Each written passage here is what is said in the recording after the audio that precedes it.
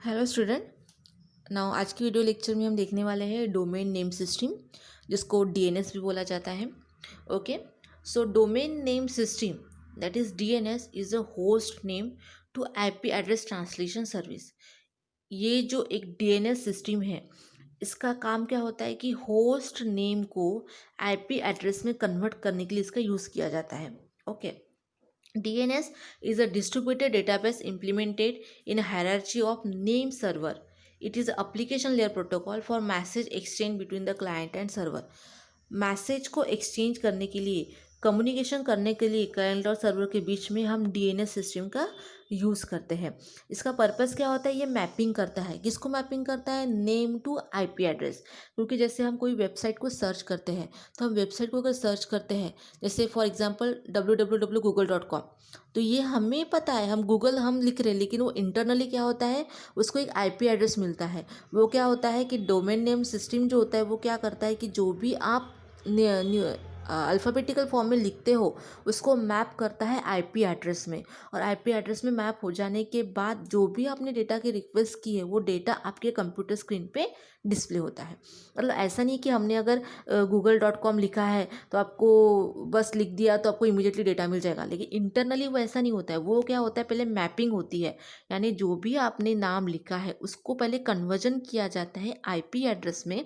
IP address में convert करने के बाद फिर वो सर्वर पे डेटा, जितने भी डेटाबेस होते हैं उसमें से वो या सर्वर होता है, उसमें से वो जो भी आपको डेटा चाहिए, ओके, वहाँ पे सर्च किया जाता है और आपको सर्च हो जाने के बाद आपके कंप्यूटर सिस्टम पे उसको डिस्प्ले किया जाता है। ओके, तो ये जो मैपिंग करने का जो काम होता है, name to IP address, alphabetical to numeric form, इसके लिए हम डोमेन नेम सिस्टम का यूज़ करते हैं। So DNS is use to mapping the new IP alphabetic name to the IP address, that is numeric IP address. For that we use the domain name system. Okay, so it is, और ये भी protocol हम application layer में use करते हैं। Protocol suit, TCP IP protocol suit की application layer में हम डीएनएस का यूज़ करते हैं, प्रोटोकॉल का यूज़ करते हैं। क्या पर्पज़ है? मैपिंग करने के लिए। Okay, so it is a hierarchical and decentralized naming system for computer services or other resources connected to the internet और प्राइवेट नेटवर्क। ठीक है, तो ये एक डिसेंट्रलाइज सिस्टम है, हायरार्चिकल है। हायरार्चिकल यानी पहले इसमें रूट सर्वर होता है, देन अथॉरिटिव सर्वर्स होते हैं, देयर इज एक हायरार्ची क्रिएट होती है यहाँ पे। ओके, सो वहाँ से प्रोसेसिंग होते होते आपके कंप्यूटर सिस्टम पे डेटा को डिस्प्ले किया जाता है। ठीक है, so domain name system, okay, DNS is the internet system for mapping the, जैसे मैंने बताया था, alphabetic names to numeric internet protocol, IP protocol. Okay, like phone book maps a person name to phone number. ठीक है, सो जैसे कि अगर हम फ़ोन बुक की बात करते हैं, तो हम हर एक पर्सन का नंबर याद रखना हमारे लिए बहुत डिफिकल्ट होता है। तो हम क्या करते हैं, उसको हर एक नंबर को एक नेम देते हैं, ताकि जब भी हम मोबाइल में किसी का फ़ोन नंबर सर्च करना है, तो हम क्या करते हैं, उसके नेम के थ्रू उसको सर्च करते हैं। तो is the best example of the DNS. ठीक है, क्योंकि फ़ोन नंबर, इतने सारे फ़ोन नंबर्स को ध्यान में रखना, क्योंकि बहुत सारे सिमिलर्स नंबर होते हैं, it is a very complicated task. तो इसलिए हम क्या करते हैं, अगर जब भी हम डायरी में लिखते हैं या फ़ोन में अगर हम सेव करके रखते हैं, तो उसको अकॉर्डिंग टू द नेम देते हैं, और जब भी मुझे सर्च करना होगा तो मैं उस नेम के थ्रू उस फ़ोन नंबर को सर्च कर सकती हूँ। तो उसी तरह से यहाँ पे भी क्या होता है, जो भी आप वेबसाइट गूगल पे या ब्राउज़र के थ्रू, सर्च इंजन के थ्रू सर्च करते हो, तो इंटरनली वो क्या होता है, आपको वो पर्टिकुलर वेबसाइट का नाम याद रखना इजी होता है, उसका आईपी एड्रेस आप इजी नहीं कर सकते। तो आईपी एड्रेस में कन्वर्ट करने का काम वो इंटरनली सर्वर करता है। ठीक है, तो उसके लिए भी कुछ फंक्शंस यूज़ किए जाते हैं, बट हमें क्या करना पड़ता है, सिंपल आपको नाम बताओ, आपको जो भी सर्च करना है, जैसे मुझे इंटरनेट पे सर्च करना है कि what is the domain name system, तो डोमेन नेम सिस्टम क्या होता है, अगर मुझे इंटरनेट पे सर्च करना है तो मैं सिर्फ वहाँ पे डालूंगी डीएनएस, बट इंटरनली उसको एक आईपी एड्रेस प्रोवाइड किया जाएगा, सर्वर उसको एक आईपी एड्रेस प्रोवाइड करेगा, और आईपी एड्रेस प्रोवाइड करने के बाद ही वो डेटा को सर्च करके आपको डिस्प्ले करेगा। ठीक है, so for example, when a web address URL is typed into the browser, DNS query is made to learn an IP address of the web server associated with that name। वही बताया कि जैसे भी मैंने कोई URL डाला है browser पे, just like a DNS, what is the meaning of DNS। Okay, तो वहाँ पे ये जो DNS डोमेन नेम सिस्टम जो है, ये जो डोमेन नेम सिस्टम का जो है वो क्वेरी भेजेगा किसको, पर्टिकुलरली वेब सर्वर को, कि डोमेन नेम सिस्टम यानी क्या होता है। ठीक है, तो वो क्या करेगा, उसका आईपी एड्रेस प्रोवाइड करेगा, और आईपी एड्रेस प्रोवाइड करने के बाद उस नेम को जो भी आपको सर्च करना है, अगर मुझे डीएनएस क्या होता है ये सर्च करना है, तो डीएनएस के लिए वो आईपी एड्रेस प्रोवाइड करेगा। आईपी एड्रेस प्रोवाइड करने के बाद कौन प्रोवाइड करेगा, web server. IP address provide करने के बाद ही उसका डेटा सर्च किया जाएगा। ओके, उसमें भी बहुत सारे होते हैं कि वो उसका डोमेन क्या है, वो .com है, .org है, .in है, .uk है, .us है, अकॉर्डिंग टू दैट वहाँ पे सर्च किया जाता है, और उसके बाद ही आपको उस डेटा को प्रोवाइड किया जाता है। Okay, so requirements of the DNS, DNS की रिक्वायरमेंट क्या है, क्यों हमें यूज़ करना है डीएनएस को। So every host is identify with the IP address, but remembering the number is very difficult for the people, and also the IP address are not a static, therefore mapping is required to change the domain name to IP address। Okay, जैसे मैंने अभी बताया था कि हर एक चीज़ का, हर एक website का, हर एक पेजेस का आईपी एड्रेस ध्यान में रखना बहुत ही कॉम्प्लिकेटेड टास्क है। तो डीएनएस के थ्रू हम क्या कर रहे हैं कि हम सिंपल उसका नाम याद में रखते हैं। किसी पर्सन को मुझे फ़ोन लगाना है, तो उसका अगर मुझे नाम पता है तो हम उसका सिर्फ नाम सर्च करेंगे, तो वहाँ उसके सामने जैसे भी मैं नाम सर्च करूँगी मोबाइल पे, तो मुझे उसका फ़ोन नंबर मिल जाएगा। ठीक है, तो उसी तरह से कि हर एक वेब पेज का, वेबसाइट का आईपी एड्रेस ध्यान में रखना, it is a very complicated task, ये बहुत कॉम्प्लिकेटेड टास्क होता है। तो इसके लिए डीएनएस के थ्रू हम क्या कर सकते हैं कि आपको अगर उसका नेम पता है उस वेबसाइट का, तो आप सिंपली उसका नेम वहाँ पे ब्राउज़र पे डालो, फिर उसको मैपिंग करने का काम जो होता है ये डीएनएस करेगा। Okay, so because IP address जो होता है ये स्टैटिक नहीं होता है, बट आपका जो वेबसाइट का नेम है वो तो स्टैटिक रहेगा। ठीक है, जैसे आपका वेबसाइट का नेम है www पर्टिकुलर example.com। ओके, और we can say that particular job.com, governmentjob.com। ठीक है, तो आपने किसी भी होस्ट के साथ इसको आपने इनिशलाइज कर दिया है। अगर सपोज मुझे कुछ प्रोडक्ट बेचना है, ठीक है, तो मेरा अगर कोई प्रोडक्ट है तो मैं उसको अमेजोन के साथ, उसके साथ क्या कर दूंगी, बाइंडिंग कर दूंगी, ताकि अमेजोन के थ्रू लोग क्या करें, मेरे प्रोडक्ट को बाइंड करें। ठीक है, तो आपने आपके प्रोडक्ट का नाम रखा है कुछ तो भी XYZ, तो लोग आपको XYZ इस प्रोडक्ट नाम से ही क्या करेंगे, आपके प्रोडक्ट को सर्च करेंगे। ठीक है, भले वो अमेजोन पे होगा तो अमेजोन पे भी वो आप अगर सर्च करना है, अमेजोन वेबसाइट पे भी अगर सर्च करना है उनको, तो XYZ इस प्रोडक्ट के नाम से ही सर्च करेंगे।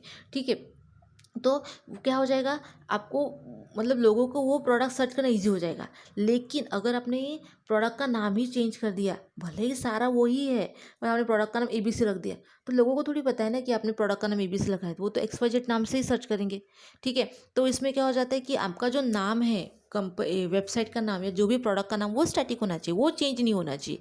भले ही आईपी एड्रेस आपका चेंज हो सकता है, क्योंकि अभी आपने अमेजोन के साथ होस्ट किया है। अगर आप सपोज फ्लिपकार्ट के साथ होस्ट करते हो आपका प्रोडक्ट, तो क्या हो जाएगा, जब आप अमेजोन के साथ होस्ट करोगे आपके प्रोडक्ट को, ठीक है, तो आपको एक अलग आईपी एड्रेस मिलेगा।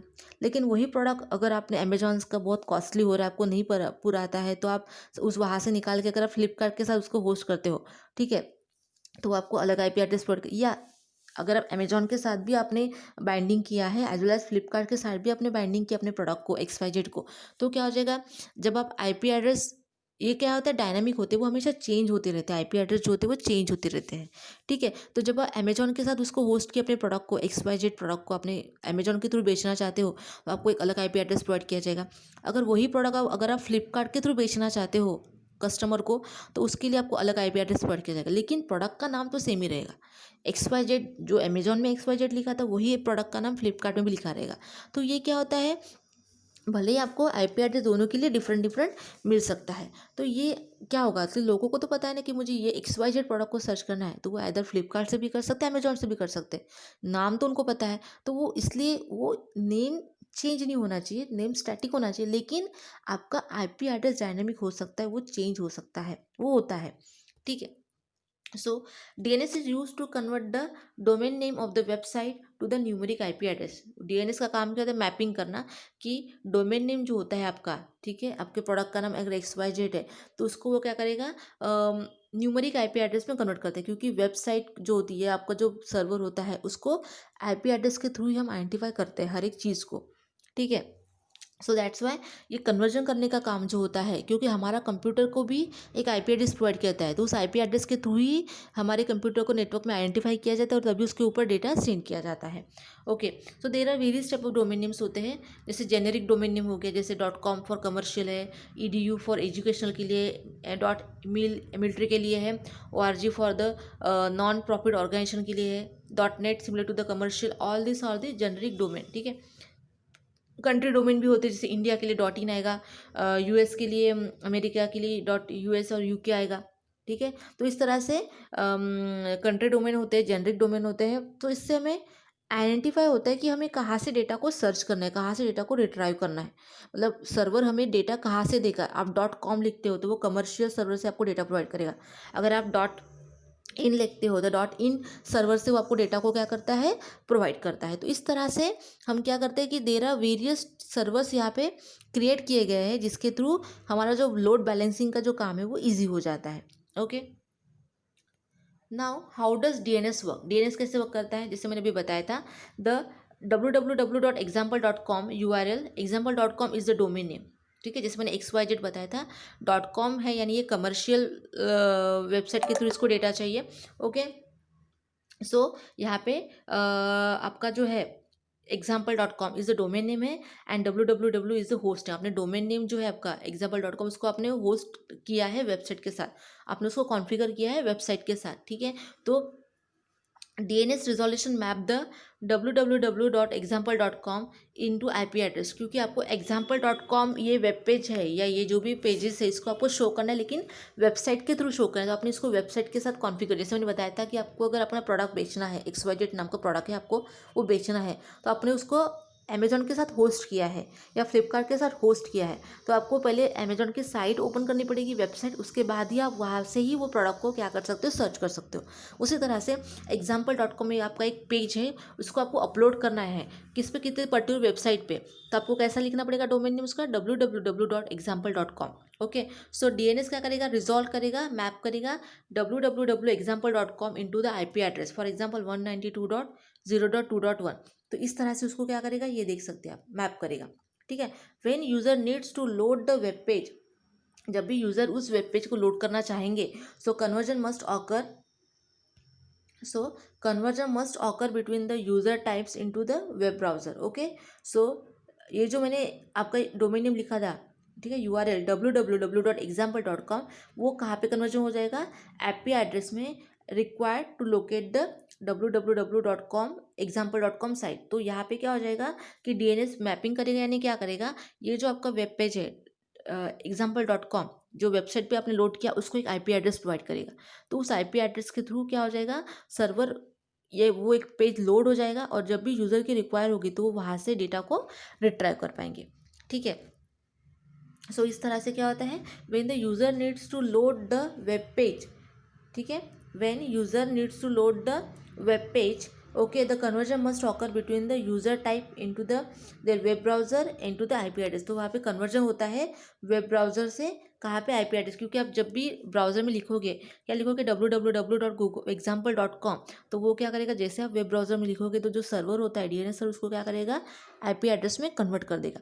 आईपी एड्रेस में कन्वर्ट करने के बाद ही आप क्या कर सकते हो, कन्वर्ट हो जाने के बाद कि ये उसका आईपी एड्रेस है, उस बेसिस पे जो सर्वर है वो क्या करेगा, वहाँ से उस वेब पेज का जो डेटा है वो आपके कंप्यूटर स्क्रीन पे डिस्प्ले करेगा। मतलब सिंपल नेम लिखने से वर्किंग नहीं होता, इंटरनली वो आईपी एड्रेस में कन्वर्ट होता है, कन्वर्ट हो जाने के बाद ही वो सर्वर आपको डेटा आपके कंप्यूटर स्क्रीन पे डिस्प्ले करवाता है। ठीक है, तो वो इंटरनली होता है सारा काम। अब पर्पस क्या है डीएनएस का वो देख लेते हैं। So to identify the entity TCP protocol use the IP addresses. Okay, जैसे वही बताया कि हर एक कंप्यूटर को आइडेंटिफाई करने के लिए, हर एक एंटिटी को आइडेंटिफाई करने के लिए यहाँ पे जो टीसीपी प्रोटोकॉल सूट में हम क्या करते हैं, आईपी एड्रेस का यूज़ करते हैं। IP address is uniquely identified the connection of the host to internet. ठीक है, जितने भी होस्ट डिवाइसेस होते हैं इंटरनेट, उसको आइडेंटिफाई करने के लिए हम आईपी एड्रेस का यूज़ करते हैं। ये तो आपको पता है, क्योंकि इंटरनेट में इतने सारे डिवाइसेस होते हैं, तो उसको कैसे आइडेंटिफाई करेंगे, according to the IP address. और आईपी एड्रेस हमेशा क्या होता है, यूनिक होता है। ओके, सो हर एक आईपी एड्रेस को आइडेंटिफाई करने के लिए हम यहाँ पे क्या करते हैं, पर्टिकुलरली हर एक होस्ट को आइडेंटिफाई करने के लिए हम यहाँ पे आईपी एड्रेस का यूज़ करते हैं।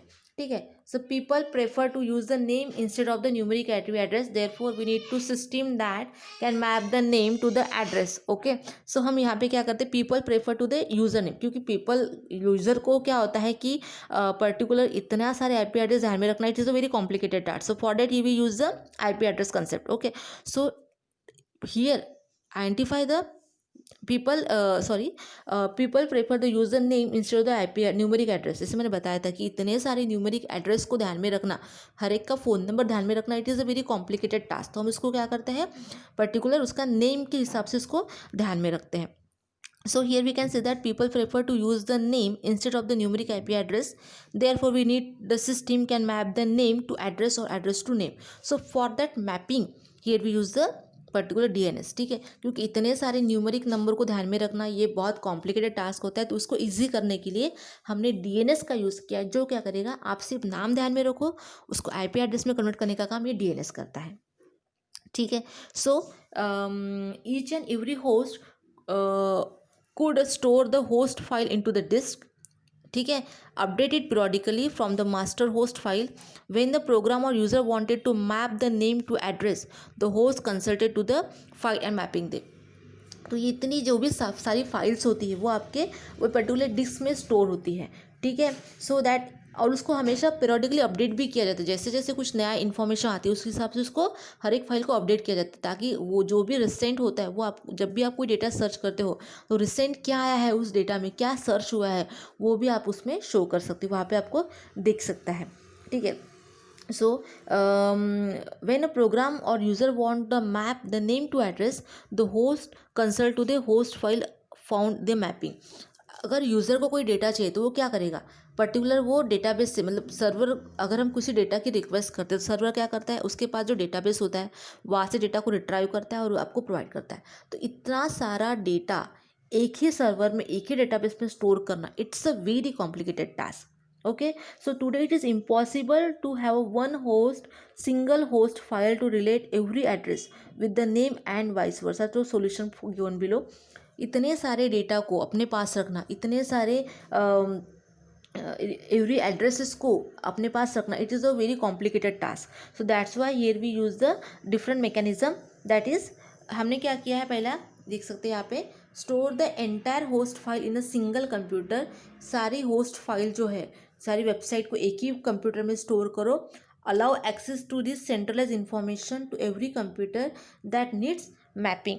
ठीक है, सारा डेटा एक सेंट्रलाइज डेटाबेस में स्टोर करो, कंप्यूटर में स्टोर करो, और एवरी कंप्यूटर नीड्स मैपिंग. जैसे जिसको ज़रूरत चाहिए उसके हिसाब से आप उस डेटा को मैप करो. जहाँ से जिस यूज़र से रिक्वेस्ट आ रही है, जिस कंप्यूटर के IP एड्रेस से रिक्वेस्ट आ रही है, वहाँ से उस डेटा को मैप करना. But we know that this would create a huge amount of traffic on the internet. उसके कारण क्या हो जाएगा, क्योंकि इतने सारे कंप्यूटर वन टाइम पे रिक्वेस्ट करेंगे, millions of computer request the data for the one time, once हर एक सेकंड में मिलियंस ऑफ कंप्यूटर कनेक्टेड होते हैं.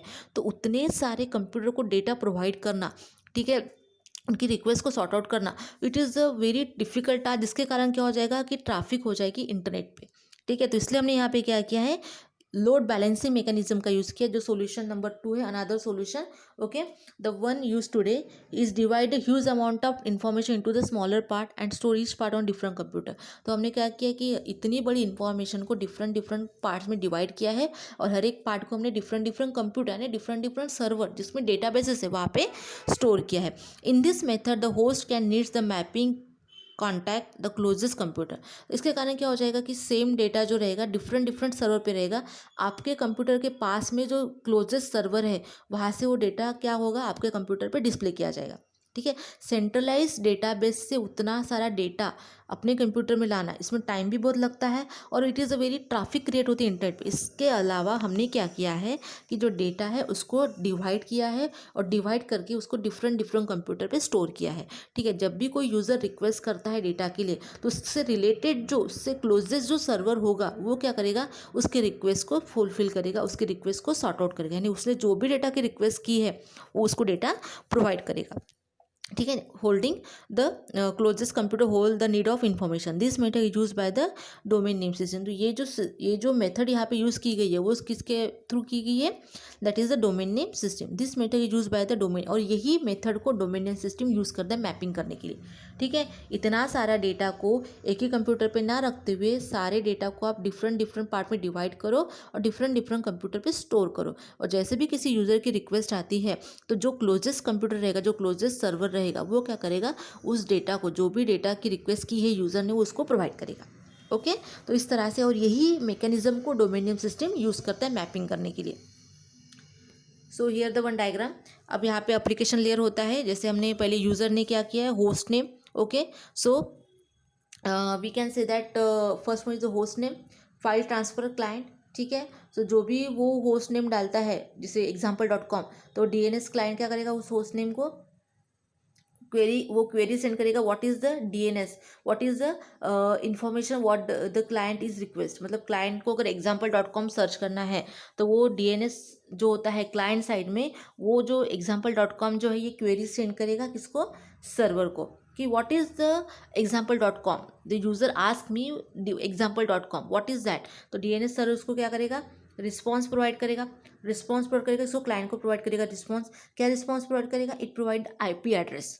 ठीक है, तो वो जो भी फाइल ट्रांसफ़र करना चाहती है, जो भी फाइल यूज़र को चाहिए, वो उस फाइल को, जैसे मुझे example.com ये फाइल चाहिए, तो ये जो DNS क्लाइंट जो है वो क्या करेगा, जो उसको IP एड्रेस मिला है, ठीक है, वो किसको प्रोवाइड करेगा, उस example.com को अलोकेटेड करेगा।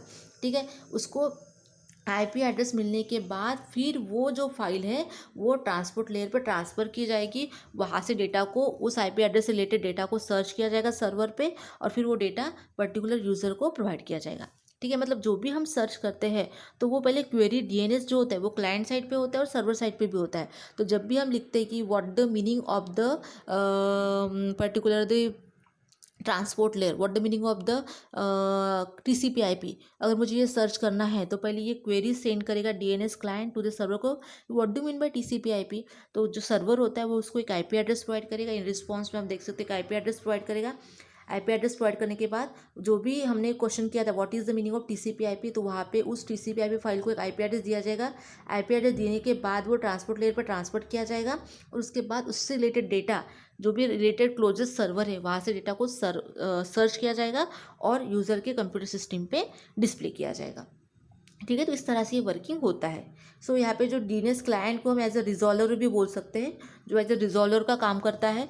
ठीक है, जो भी रिक्वेस्ट आती है वो सर्वर को पहुंचाना, सर्वर से जो रिस्पॉन्स आता है वो क्लाइंट को पहुंचाना, यूज़र को पहुंचाने का जो काम होता है ये आपका रिजॉल्वर करता है। So it is also called as the resolver, इसको हम रिजॉल्वर भी बोल सकते हैं। ओके, तो इसकी मैं स्टेप बता देती हूँ कि क्या स्टेप्स होती है। सो यहाँ पे क्या होता है पर्टिकुलर कि if user want to use a file transfer client to access the corresponding file transfer server, so on the running remote host. Okay, so we can say that file transfer client to access the corresponding file transfer server. Okay, client access to the server for the file transferring, so running on the remote host, what the files, what the steps are there. So user know only the transfer file names. Okay, so user know only the file transfer server name such as Foruzen.com. Okay, however TCP/IP protocol should needs the IP address of the file transfer server to make the connection. जैसे मैंने बताया था कि मुझे अगर example.com ये search करना है तो सर्वर उसको क्या करेगा, मैप करेगा, किसके साथ मैप करेगा, पर्टिकुलर द IP एड्रेस के साथ। ओके, जैसे आप यहाँ पे मैंने बताया था कि example.com यानी क्या होता है, what do mean by TCP/IP, ये हमको पता है। ठीक है, तो ये जो मुझे जो फाइंड करना है what do mean by TCP/IP, तो ये जो है सर्वर जो रहेगा वो TCP/IP को एक IP एड्रेस प्रोवाइड करेगा सर्वर, और उस बेसिस पे उसका डेटा सर्च करके यूज़र को प्रोवाइड किया जाएगा। तो उसके स्टेप्स क्या होते हैं वो देख लेते हैं। तो पहला होता है step number 1, user passes the host name to the file transfer client. जो यहाँ पे डायग्राम का ही स्टेप्स है जो मैंने डायग्राम बताया था, user passes the host name to the file transfer client. Okay, then step 2, the file transfer client passes the host name to the DNS client. जो भी फाइल उसको सर्च करना है, Foruzen.com ये सर्च करना है, तो ये जो फाइल नेम है वो क्लाइंट पास करेगा, होस्ट नेम पास करेगा DNS क्लाइंट को, जो मैंने बताया था यहाँ पे कि मुझे अगर what do mean by TCP/IP find करना है तो ये जो मेरी पर्टिकुलर जी का होस्ट नेम है ये पास किया जाएगा DNS क्लाइंट को, कि मुझे सर्च करना है what do mean by TCP/IP, ये जो मेरा होस्ट नेम है ये पास किया जाएगा DNS क्लाइंट को। ठीक है. Then we know each computer after being booted know the address of the DNS server. The DNS client send a message to DNS server with a query. Okay, give this file transfer server name using the known IP address of DNS server. वही अब ये DNS client क्या करेगा, as a resolver का काम करता है. ये क्वेरी सेंड करेगा कि मुझे यूज़र पूछ रहा है कि what do mean by TCP IP, ऐसा क्वेरी सेंड करेगा DNS सर्वर को. तो DNS सर्वर उसको रिस्पॉन्स में क्या करेगा, एक IP एड्रेस प्रोवाइड करेगा कि इसको आप एक IP एड्रेस अलॉकेट कर दो और वो आप सेंड कर दो ट्रांसपोर्ट लेयर को. ठीक है, तो वही होगा. तो यहाँ पे वो स्टेप नंबर 4 में वही हो रहा है कि DNS server respond to the IP address of desired file transfer server. Then step number 5 में क्या होगा, DNS client passes the IP address to the file transfer. वही स्टेप 5 में क्या हो रहा है, DNS क्लाइंट क्या कर रहा है, IP एड्रेस पास कर रहा है किसको, फाइल ट्रांसफर क्लाइंट को, जिसने वो रिक्वेस्ट किया था डेटा के बारे में. ठीक है. देन स्टेप नंबर 6 में क्या होगा, the file transfer client now uses the received IP address to the access file transfer server. अब उसके पास क्या हो गया, अब जो आपका क्लाइंट है उसके पास IP एड्रेस आ गया, जो फाइल को सर्च करना था, जो मुझे what do mean by TCP IP ये सर्च करना था, उसको एक IP एड्रेस मिल गया. IP एड्रेस मिल जाने के बाद वो जो IP एड्रेस है वो ट्रांसपोर्ट लेयर पे सर्वर के पास ट्रांसफ़र किया जाएगा और उससे रिलेटेड जो भी आपका रिलेटेड डेटा है, डोमेन है, उससे रिलेटेड डेटा किसी एक सर्वर पे सर्च किया जाएगा और सर्च हो जाने के बाद वो डेटा कंप्यूटर पे, यूज़र के कंप्यूटर पे डिस्प्ले किया जाएगा. Okay, so DNS is a network protocol use to translate the host name into the IP address. यानी मैंने जो बोला था कि what do mean by TCP IP, तो ये जो TCP IP है, जो मेरा होस्ट नेम है उसको IP एड्रेस में उसने कन्वर्ट कर दिया. कन्वर्ट करने के बाद ही वो सर्वर से उस डेटा को सर्च करेगा, उसके पास जो डेटाबेस होता है वहाँ से उस डेटा को सर्च करेगा और यूज़र के कंप्यूटर सिस्टम पे डिस्प्ले करेगा. तो इस तरह से DNS काम करता है. Okay, so it is use to mapping the name to address, host name to address. For that here we use the domain name system. Okay, so guys, I hope you understand this video. Thank you.